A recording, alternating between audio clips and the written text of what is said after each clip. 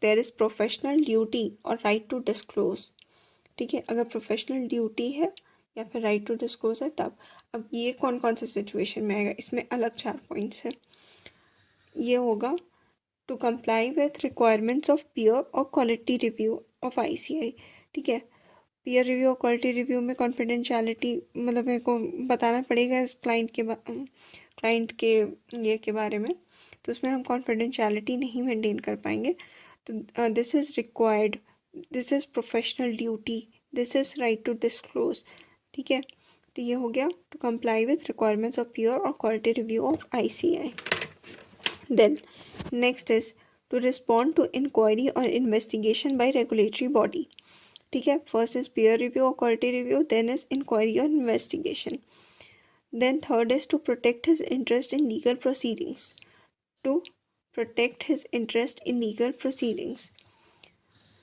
Then last point is to comply with technical and professional standards. Now, in deciding whether to disclose confidential information, professional accountants should consider following points.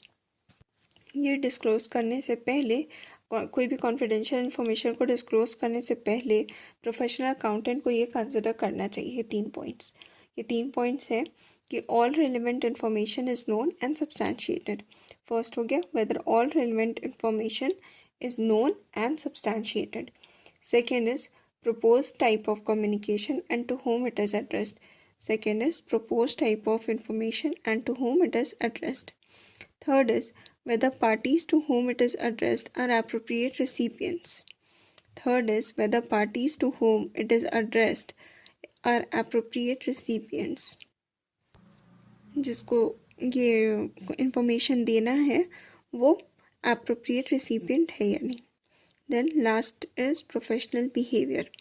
It requires accountant to comply with relevant laws and regulations and avoid any conduct that might discredit the profession. ठीक है, comply करो laws and relevant laws and regulation से and avoid करो कोई भी ऐसा काम जिसके वजह से प्रोफेशन का रेपुटेशन खराब हो, discredit the profession. Now next topic is threats. Threats कितने टाइप्स के होते हैं, वो भी 5 टाइप्स के होते हैं. First is self interest, second is self review, advocacy, familiarity and intimidation. Repeating: self-interest, self-review, advocacy, familiarity and intimidation. Self-interest क्या होता है? It means कि फाइनेंशियल